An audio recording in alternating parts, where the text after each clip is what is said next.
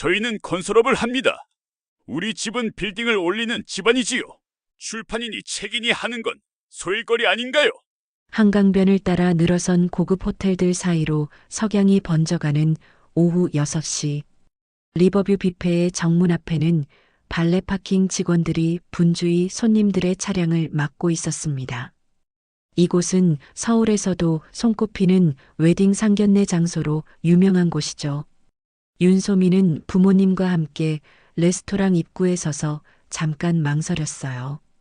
30살의 그녀는 평소 자신감 넘치는 출판사 에디터였지만 오늘만큼은 어깨가 움츠러들었습니다. 아버지 윤재호가 딸의 손을 가볍게 잡았어요. 자, 들어가자. 너무 긴장하지 마라. 예순을 갓 넘긴 재호의 목소리는 언제나처럼 온화했어요.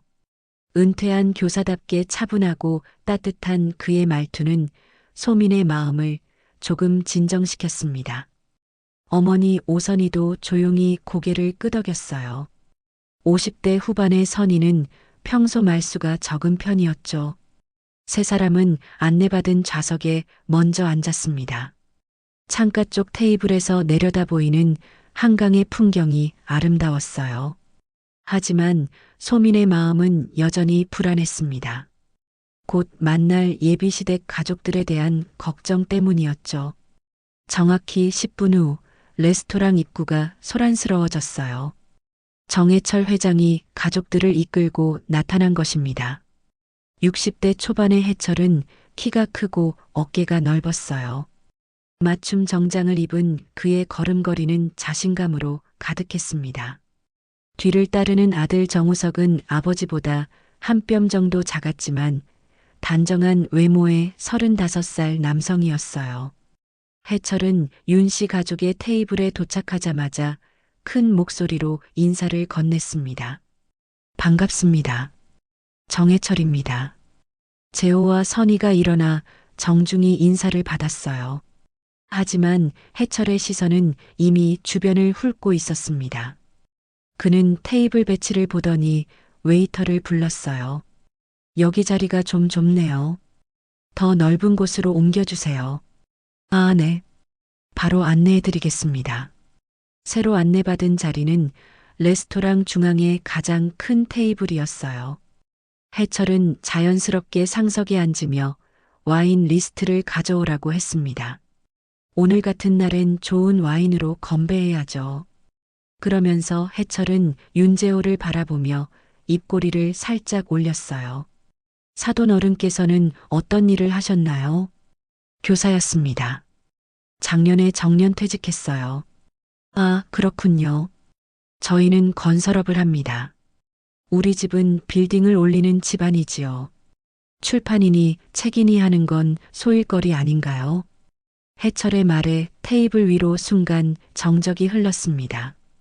소민의 얼굴이 붉어졌고 재호는 당황한 표정으로 찻잔을 만졌어요.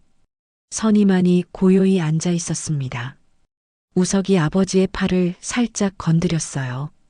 아버지, 소민 씨는 출판사에서 정말 인정받는 에디터예요. 하지만 해철은 아들의 말을 대수롭지 않게 넘겼습니다. 뭐, 취미 생활로는 나쁘지 않겠군요. 이 한마디로 첫 만남의 분위기가 완전히 결정되었어요. 갑과 을의 관계가 선명하게 드러나는 순간이었습니다. 웨이터가 가져온 와인은 한 병에 30만 원이 넘는 프랑스산이었습니다. 해철은 라벨을 확인하며 만족스러운 표정을 지었어요. 이 정도는 되어야 격에 맞지요. 그는 직접 와인을 따르면서 각자에 대해 묻기 시작했습니다. 하지만 질문이라기보다는 평가에 가까웠어요.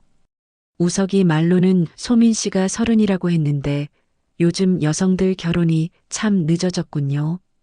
아이 낳기엔 좀 늦은 나이 아닌가요? 소민의 손이 와인잔을 쥔 채로 굳어졌습니다. 30살인 자신을 마치 결함이 있는 상품처럼 평가하는 해철의 말투에 가슴이 답답해졌어요.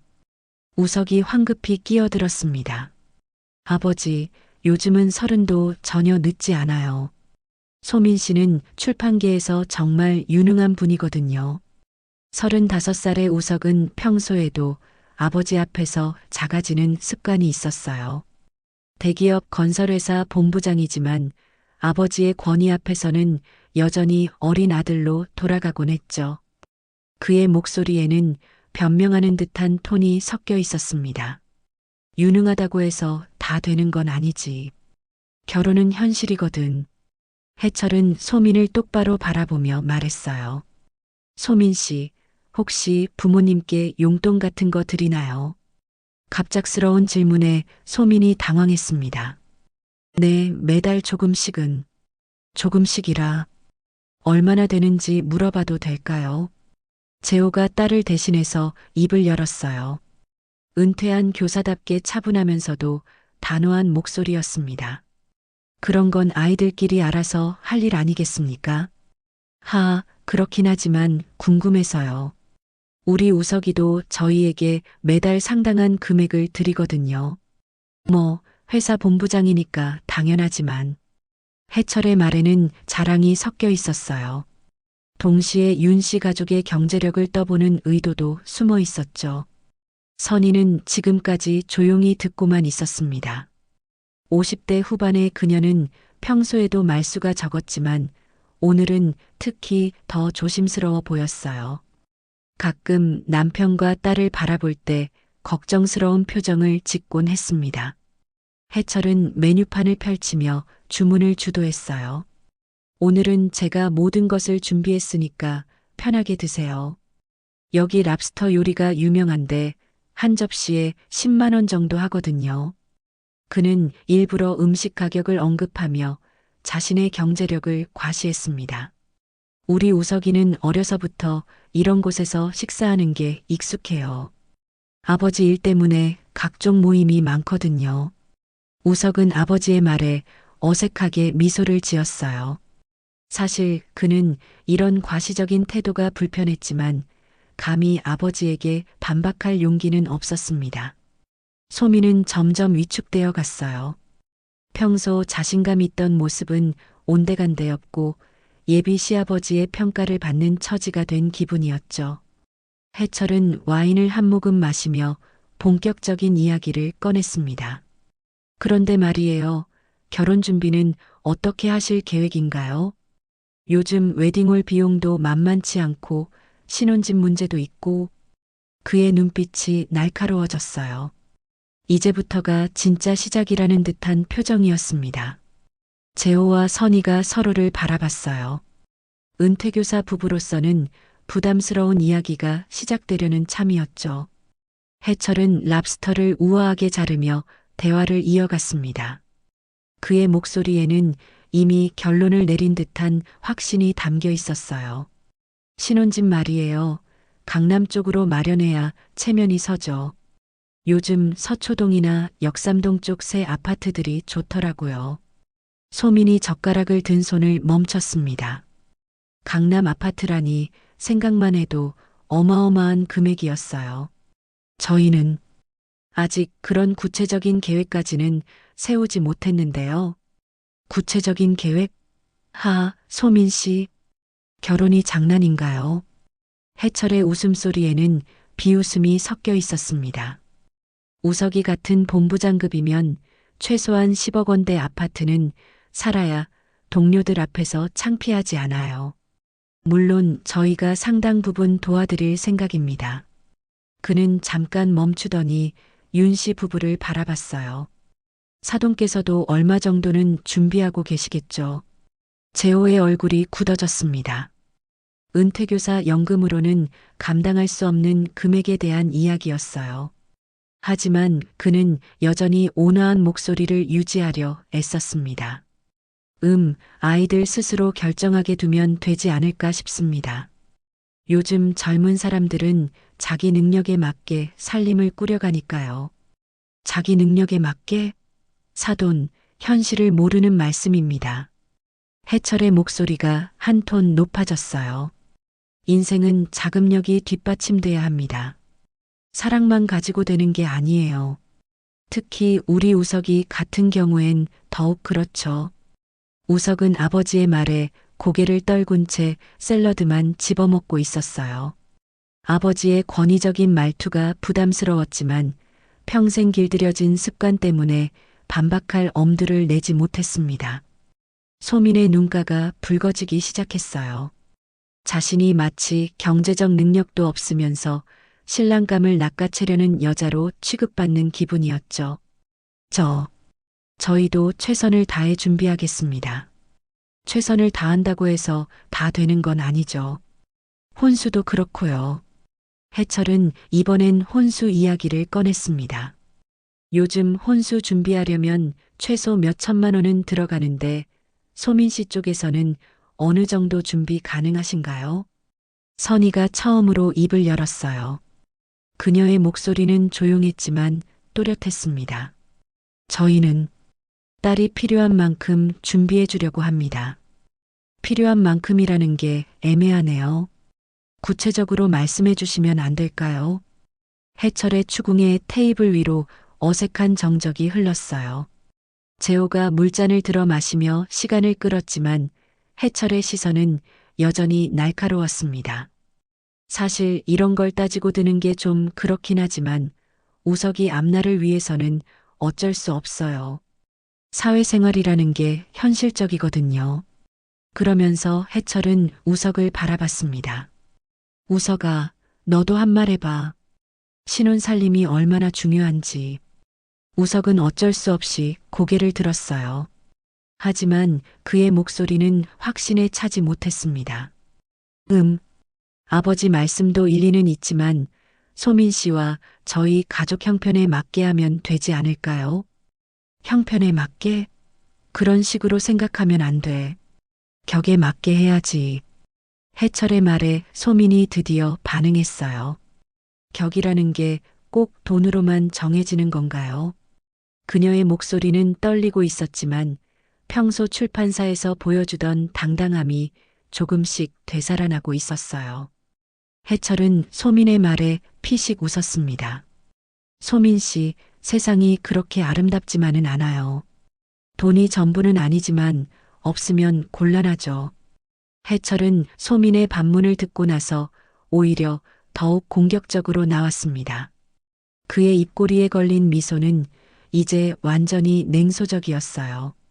소민 씨, 격이라는 것도 결국 뒷받침이 있어야 하는 법입니다. 빈 수레가 요란하다고 실속 없는 체면칠에는 오래가지 못해요. 식탁 위의 분위기가 급격히 차가워졌습니다. 소민의 손이 젓가락을 쥔 채로 미세하게 떨리고 있었어요. 그녀의 눈시울이 서서히 붉어지기 시작했습니다. 해철은 멈출 생각이 없었어요. 마치 사냥감을 몰아세우는 맹수처럼 계속해서 압박을 가했습니다. 사실 말이지요. 배경이 초라하면 아이들 앞날도 흔들리게 마련이에요. 특히 우리 우석이 같은 경우는 회사에서 본부장 자리에 있으니까 주변 시선도 신경 써야 하거든요. 우석이 불편한 표정으로 아버지를 바라봤어요. 아버지, 그런 식으로 말씀하시면 괜찮다. 솔직하게 이야기하는 게 서로한테 좋아. 해철은 아들의 만류를 단칼에 자르며 더욱 거침없이 말을 이어갔습니다. 가정교육이란 건 결국 부모 그릇에서 나오는 거지요. 아무리 아이가 똑똑해도 집안 배경이 뒷받침되지 않으면 한계가 있어요.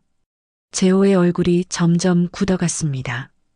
40년간 교직에 몸담으며 수많은 아이들을 가르쳐온 자신의 인생이 부정당하는 기분이었어요.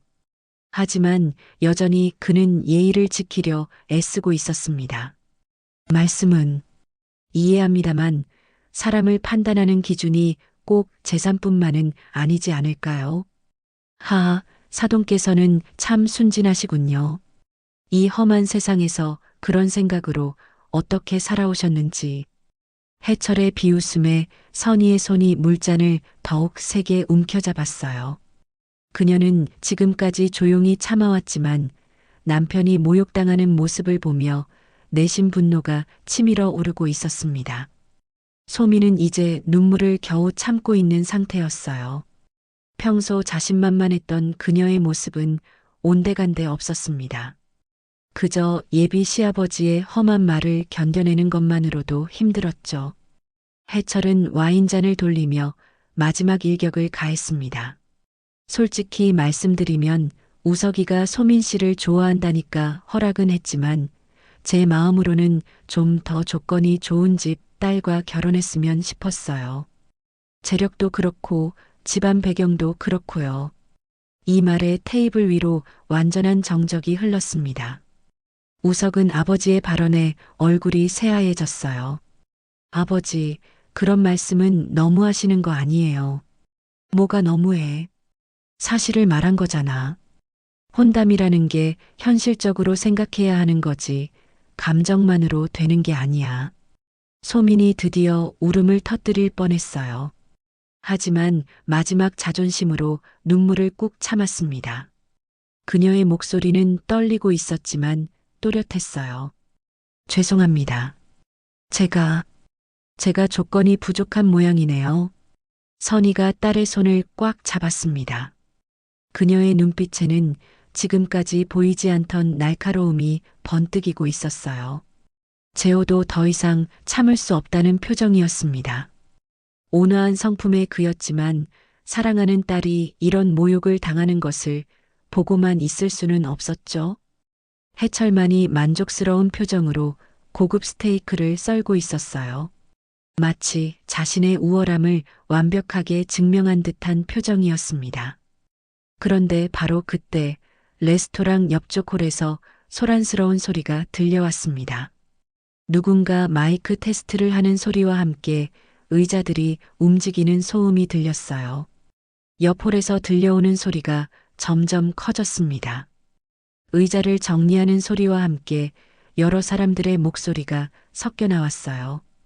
해철은 잠깐 고개를 돌려 그쪽을 바라봤습니다. 뭔가 행사라도 있나 보군요. 웨이터가 다가와서 정중히 설명했어요. 네, 오늘 옆 홀에서 지방법원 법조인 모임이 있습니다. 판사님들과 변호사님들이 정기 모임을 가지시거든요. 아, 그렇군요. 법조인들이라. 해철의 목소리에 약간의 관심이 섞였어요. 그는 평소 권력층 인사들과의 인맥을 중요하게 생각하는 사람이었거든요. 법조인 모임이라니 꽤 격 있는 자리네요. 저도 사업하면서 법무 쪽 분들과 인연이 많은데. 그러면서 해철은 다시 윤 씨 가족을 바라봤어요. 여전히 우월감에 찬 표정이었습니다. 이런 자리에선 누가 주도권을 가지느냐가 중요한 법입니다. 사회생활이란 게 그런 거예요. 옆 홀에서 마이크를 통한 목소리가 들려왔어요. 사회자가 행사를 시작하는 것 같았습니다. 오늘 바쁘신 중에도 참석해주신 여러 법조인 여러분께 감사드립니다. 특히 오랜만에 뵙는 분들도 계시고요. 해철은 자신의 이야기를 계속 이어갔습니다. 마치 법조인 모임 소리가 자신의 권위를 뒷받침해주는 배경음악인 양 더욱 거만해졌어요. 보세요. 저런 분들과 어울리려면 그만한 격이 있어야 해요. 건설업계에서 제 위치 정도면 저런 모임에서도 환영받거든요. 선희는 여전히 조용히 앉아 있었지만 그녀의 눈빛에는 미묘한 변화가 일어나고 있었어요. 옆 홀에서 들려오는 소리에 귀를 기울이는 듯 했습니다.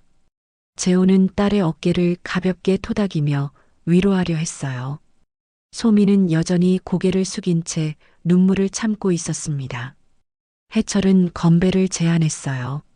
자, 이왕 만난 김에 건배라도 하죠. 우석이와 소민 씨의 앞날을 위해서요. 물론 현실적인 문제들은 차근차근 해결해 나가야겠지만 그의 말 속에는 여전히 조건부 승낙이라는 뉘앙스가 깔려 있었어요. 마치 자신이 허락해주는 결혼이라는 식으로 말이죠.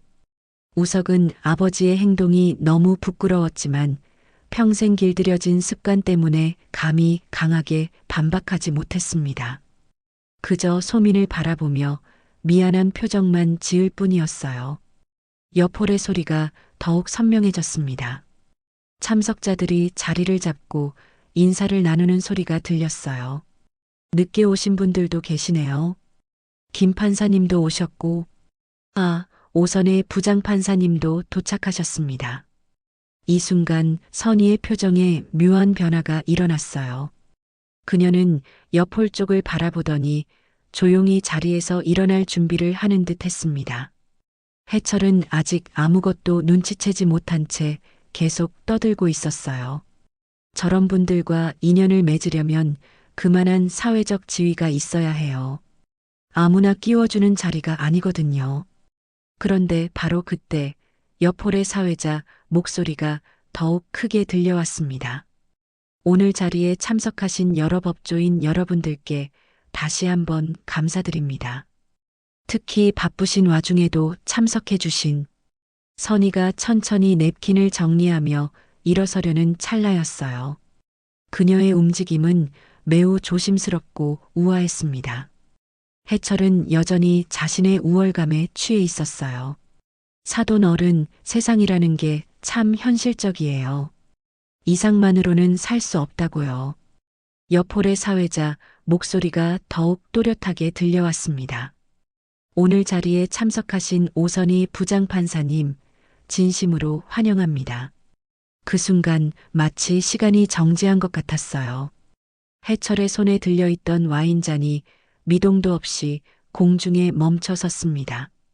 그의 얼굴에서 혈색이 순식간에 사라졌어요. 옆홀에서 박수 소리가 터져 나왔습니다. 그리고 곧이어 의자에서 일어나는 소리들이 들렸어요. 여러 사람들이 동시에 자리에서 일어나 경례하는 소리였습니다. 해철은 입을 벌린 채로 선희를 바라봤어요. 방금까지 평범한 주부라고 생각했던 여성이 갑자기 전혀 다른 사람으로 보이기 시작했습니다.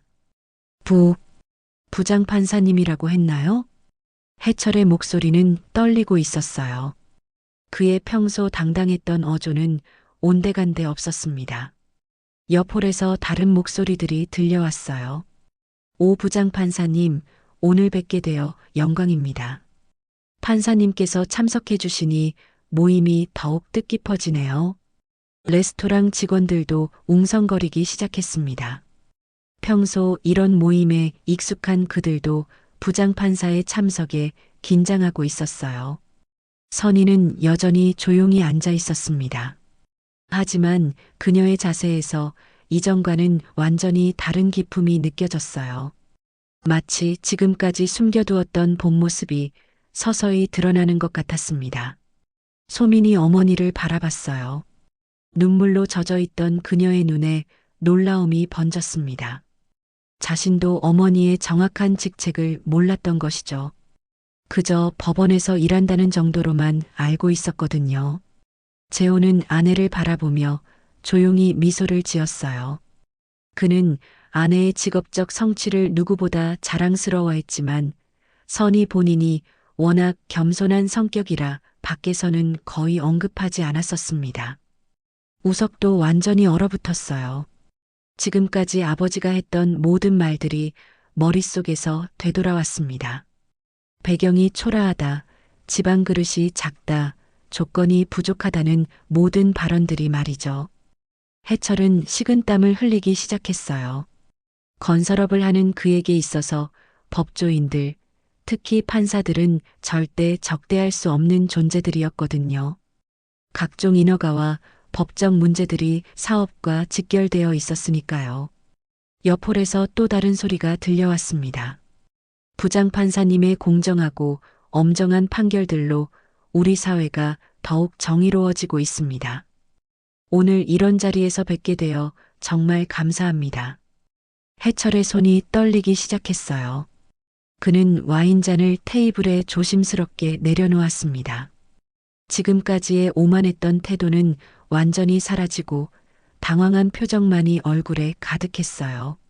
선희가 천천히 입을 열었습니다. 그녀의 목소리는 여전히 조용했지만 이전과는 완전히 다른 무게감이 실려 있었어요. 죄송합니다. 제가 늦었나 보네요.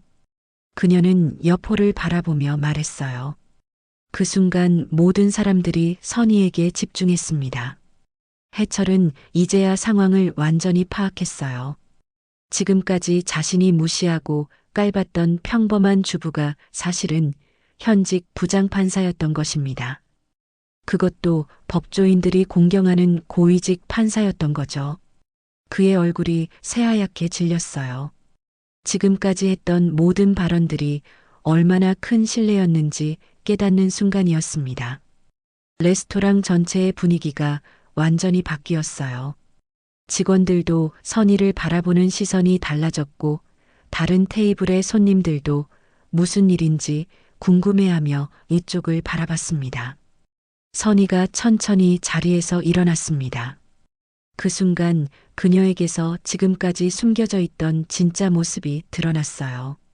평소에 조용하고 겸손한 태도는 그대로였지만 수십 년간 법정에서 쌓아온 위엄과 품격이 온몸에서 풍겨나왔습니다.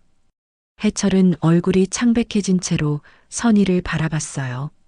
건설업계에서 나름 권력을 가졌다고 자부했던 그였지만 진짜 권위 앞에서는 어쩔 줄 몰라 했습니다. 부장판사님이시라니. 제가 몰라 뵙고.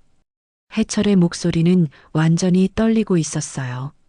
지금까지의 거만함은 온데간데 없었습니다.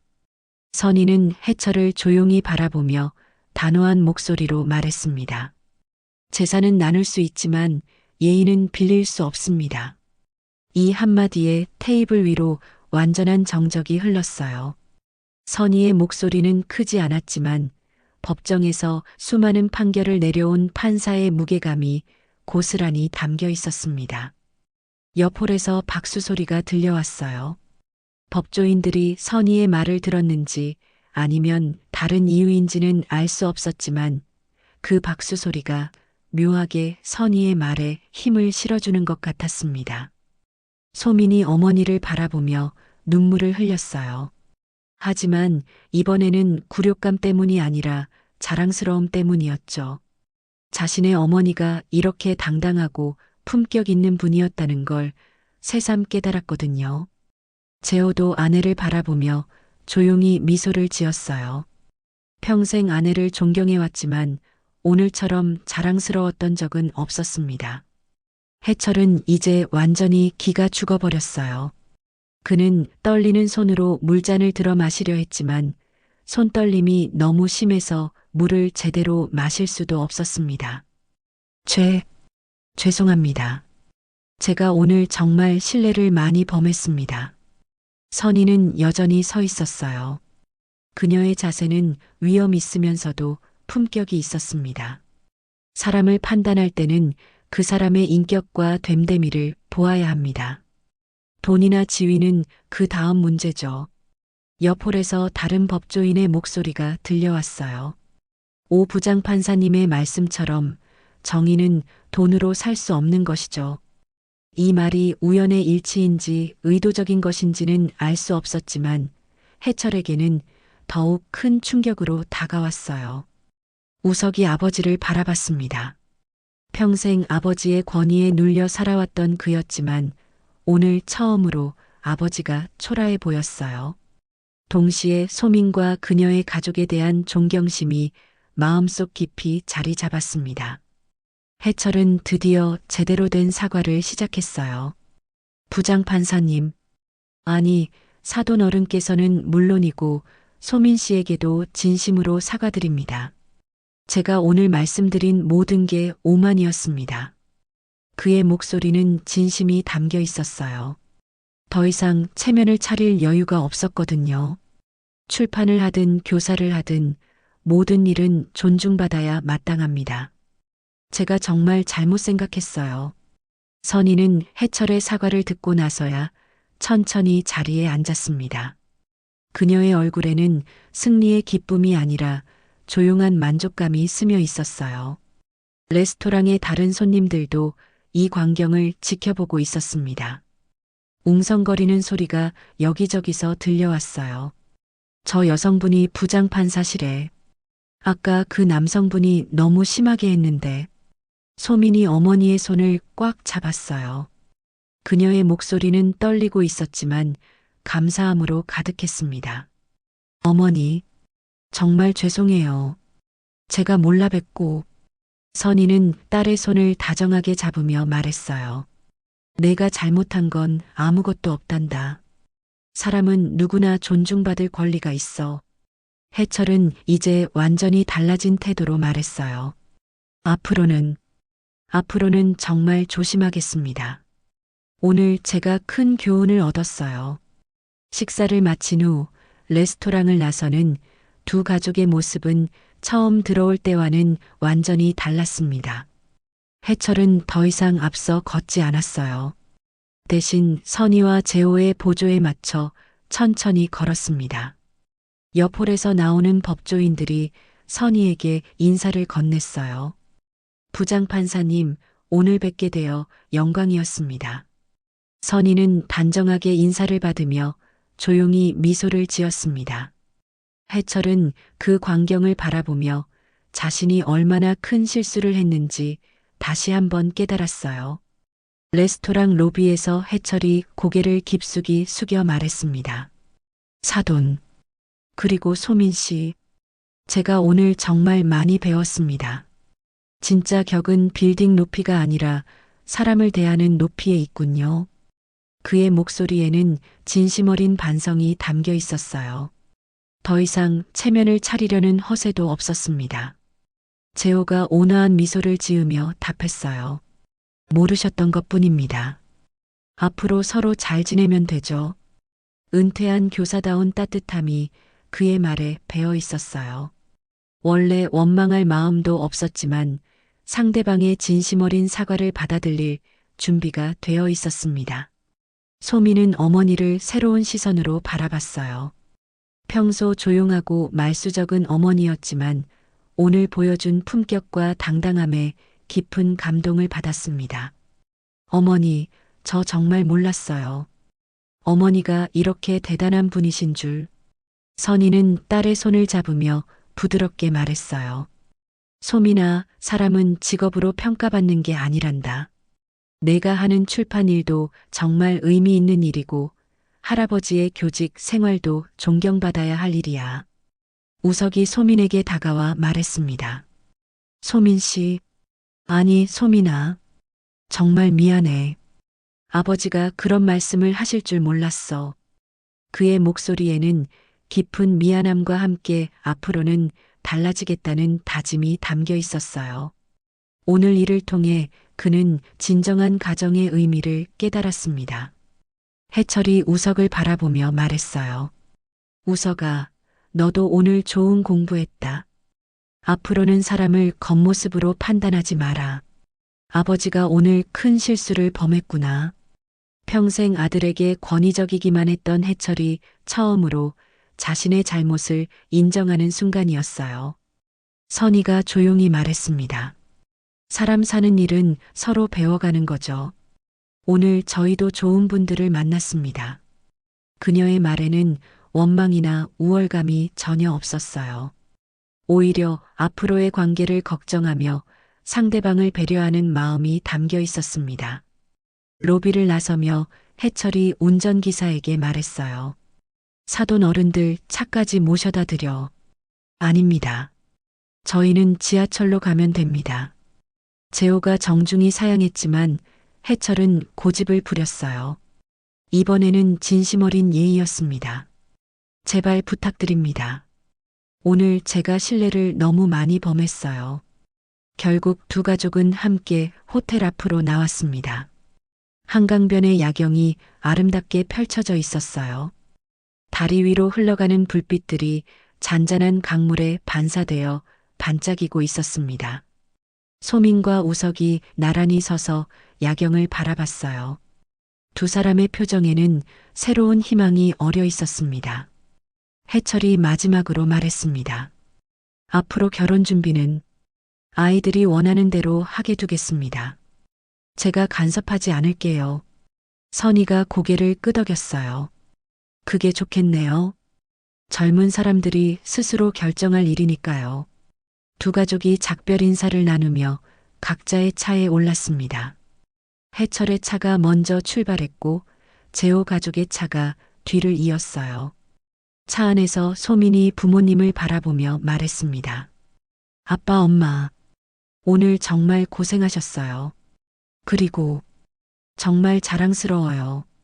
재호가 룸미러로 딸을 바라보며 미소를 지었어요.